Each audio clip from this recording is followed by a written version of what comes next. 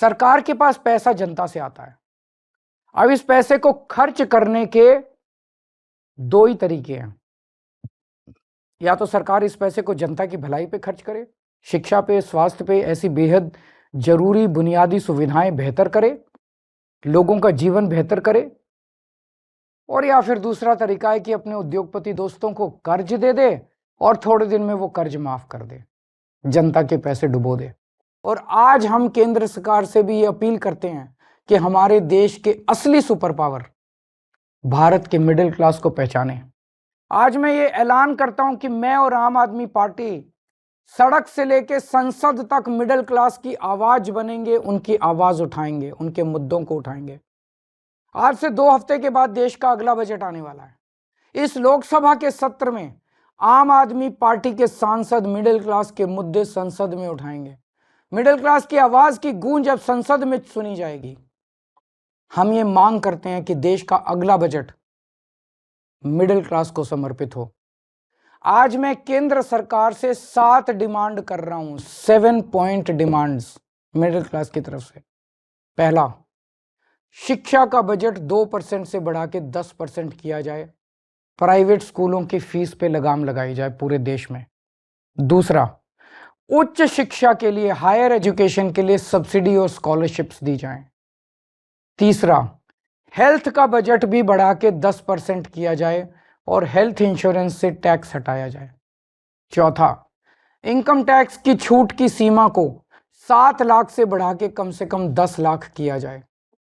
पांचवा, essential commodities के ऊपर, आवश्यक वस्तुओं के ऊपर से जीएसटी खत्म किया जाए।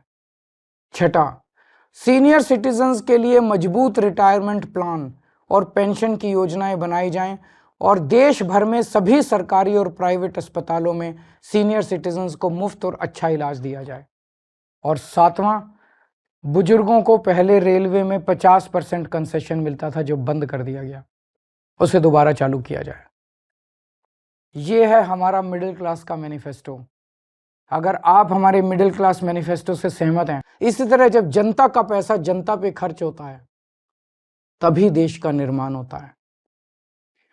लेकिन ताज्जुब की बात यह है कि करोड़ों की तनख्वाह पाने वाले, लाखों की गाड़ियों में घूमने वाले, महंगे महंगे सूट पहनने वाले पत्रकार एयर कंडीशन स्टूडियो में बैठ के मिडिल क्लास को मिलने वाली छोटी छोटी राहतों पे सवाल उठाते हैं।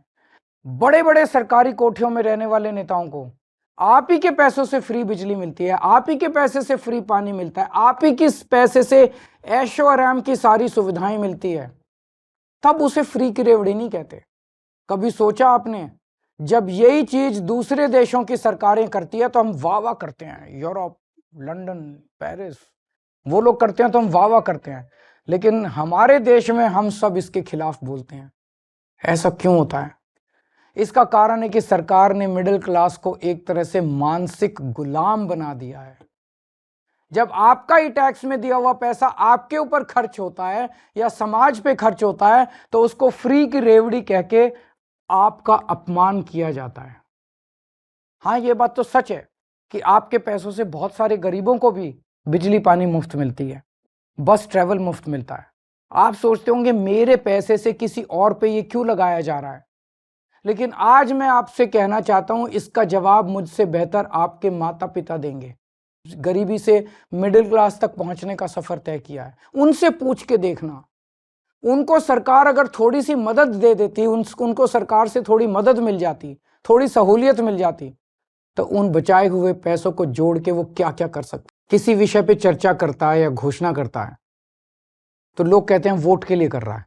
कई वादे किए जाते हैं धर्म के नाम पे, कई वादे किए जाते हैं जाति के नाम पे, कई वादे समाज के निचले तबके के लिए किए जाते हैं और कई वादे कुछ चंद उद्योगपतियों के लिए किए जाते हैं।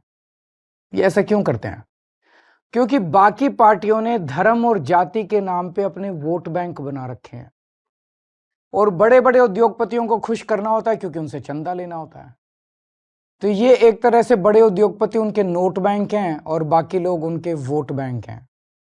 इस वोट बैंक और नोट बैंक के बीच में एक बहुत बड़ा ऐसा वर्ग है जो पिस के रह गया है, वो ना इधर का है ना उधर का है। और ये वर्ग है भारत का मिडिल क्लास।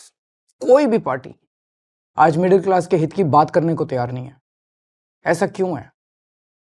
आजाद भारत के 75 वर्ष में एक के बाद दूसरी पार्टी आई, एक सरकार के बाद दूसरी सरकार आई, और इन सब लोगों ने मिडिल क्लास को दबा के, डरा के, निचोड़ के रखा हुआ है। मिडिल क्लास और सरकार का एक बड़ा अजीब रिश्ता है। मिडिल क्लास के लिए ये लोग कुछ करते तो नहीं है, लेकिन जब जब सरकार को इनकी जरूरत पड़ती है तब तब मिडिल क्लास के ऊपर सरकार हथियार चला देती है, चाकू चला देती है। और ये हथियार है टैक्स। लाखों करोड़ों की संख्या में मिडिल क्लास टैक्स भर भर के देता है देश चलाने के लिए, लेकिन बदले में मिडिल क्लास को क्या मिलता है? कुछ नहीं। भारत का मिडिल क्लास सरकार का सिर्फ और सिर्फ एक एटीएम बन के रह गया है। सच बात तो यह है, the Indian middle class is victim of tax terrorism. आखिर ये मिडिल क्लास कौन है? टीचर हैं, डॉक्टर हैं, आईटी प्रोफेशनल्स हैं, इंजीनियर्स हैं, अकाउंटेंट हैं, बैंकर हैं, दुकानदार हैं, लॉयर्स हैं। इन जैसे हजारों सामान्य लोग जो मिलके हमारा देश चलाते हैं, ये मिडिल क्लास है। अपने लिए एक अच्छी नौकरी या बिजनेस चाहते हैं, एक अपना घर चाहते हैं, बच्चों के लिए अच्छी शिक्षा चाहते हैं। ये सब चाहते हैं कि उनका परिवार हमेशा स्वस्थ रहे, सुरक्षित रहे। इन सब को पूरा करने के लिए एक आम आदमी, एक मिडिल क्लास का आदमी अपनी पूरी जिंदगी दिन रात मेहनत करता है और बस यही उम्मीद करता है कि उसे सरकार से कुछ थोड़ी सी मदद मिल जाए। लेकिन सच क्या है? आज अधिकतर सरकारें ना उनके लिए अच्छे स्कूल बना रही हैं, ना उनके लिए अच्छे अस्पताल बना रही है, ना उनको रोजगार दे पा रही है, और ना उन्हें सुरक्षा दे पा रही है, ना क्राइम को कंट्रोल कर पा रही है।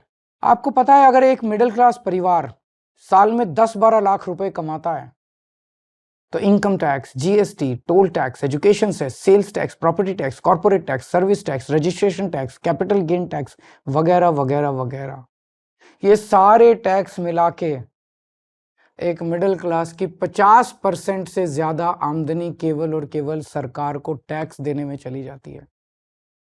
अब तो दूध पे भी टैक्स लगता है, दही पे भी टैक्स लगता है, पॉपकॉर्न पे भी टैक्स लगता है, यहां तक कि पूजा के सामान पे भी टैक्स भरना पड़ता है।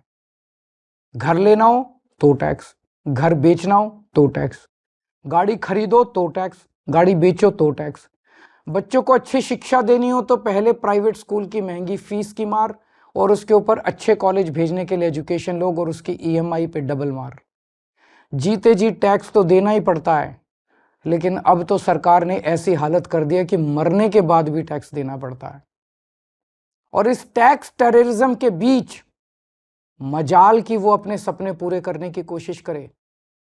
सच्चाई ये है कि आज एक यंग मिडिल क्लास कपल, शादीशुदा कपल, उसके लिए फैमिली प्लानिंग एक फाइनेंशियल डिसीजन बन गया है। जब वो बच्चा पैदा करते हैं तो पहले सोचते हैं, उनके मन में सब, क्या हम इस बच्चे की परवरिश अफोर्ड कर पाएंगे? कहां पहुंच गया हमारा समाज। हमारी दिल्ली सरकार ने पहला तरीका चुना, हम जनता के पैसे जनता पे खर्च करते हैं।